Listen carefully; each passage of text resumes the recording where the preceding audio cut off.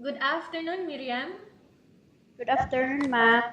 Okay, Miriam, can you tell me about yourself?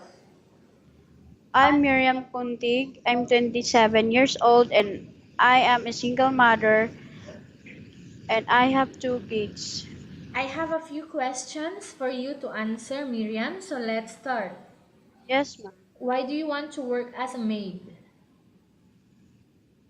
For for my family, Why for you choose Malaysia when there is a lot of other country? I choose Malaysia, ma'am, because the weather here in the Philippines is the same and it is near in the Philippines. How are you qualified for this job? I'm honest, humble, and hardworking, ma'am. May I know what your educational level is? High school level, ma'am. High school graduate. What is your recent working experience? Uh, Self-employed manicurist, ma'am. Okay. Have you worked abroad before? No, ma'am. Do you have experience of taking care of baby? Yes, ma'am. How about elderly? No, ma'am. Do you have any other special skills? Yes, ma'am. Are you willing to learn new skills? Yes, ma'am. Are you willing to work with a family where the mother-in-law or any relatives stay together? Yes, ma'am. Currently, are you still working now? No, ma'am. Do you know how to cook?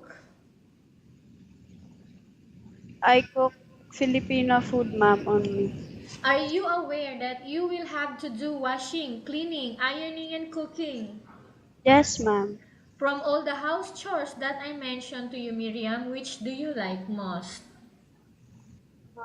Dishwashing and cleaning. If ever you will come to Malaysia, who will take care of your kids? My my mother and my husband. You are not allowed to use handphone during working hours. Yes, ma'am. You are only allowed to use handphone after you finish all the works and when going to bed. Yes, ma'am. You are strictly needed to surrender the handphone to your employer in the morning and your employer will return back to you once you're going to bed. Yes, ma'am. If ever your employer finds out that you're abusing of using your handphone and it's affected your work performance, your employer will confiscate your handphone and you are not allowed to hold it anymore. Yes, ma'am. Instead, your employer will allow you to call to your family 3 times in a month. You only allowed to bring normal phone and you are not allowed to bring smartphone. Are you agreed for the terms and condition? Yes, ma'am. Are you agreed to the rules and regulation for the handphone? Yes, ma'am. How many years is the contract as you agreed and understands? 2 years, ma'am. Can you describe for me your ethics, your attitude? I'm honest, ma'am, humble and hardworking. How can you assure to us that you will work hard in Malaysia? I will work hard there for my family. Can you promise not to use the telephone without the permission of your employer? Yes, ma'am. Can you promise not to put on makeup but to dress properly while work?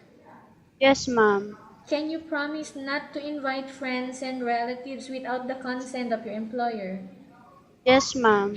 Can you promise not to ask for advance salary from your employer under any circumstances?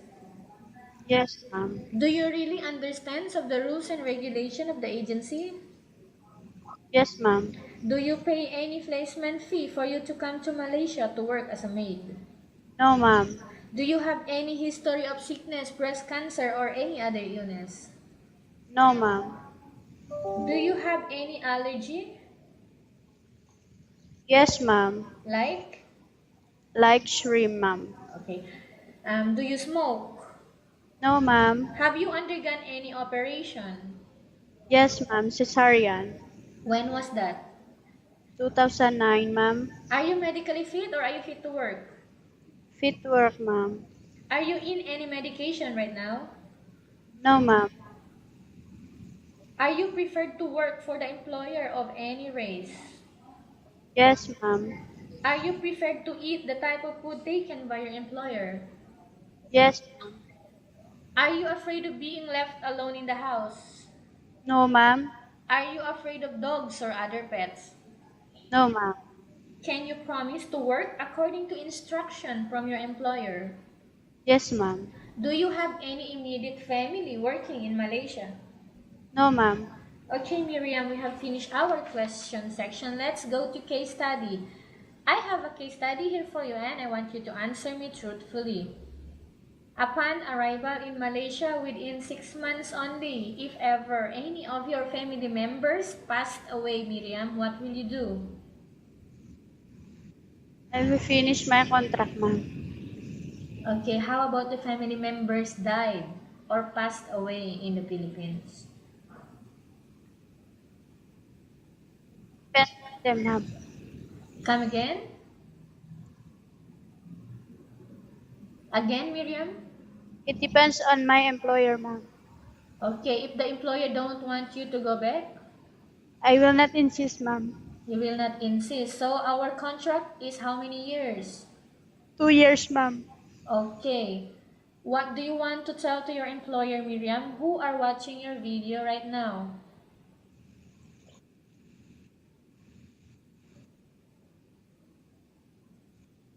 Ma'am, please choose me for I am hard work, honest, and humble to you. Okay, thank you very much, Miriam. We will update to your agency if there is any selection made by the employer. Yes, ma'am. Thank you.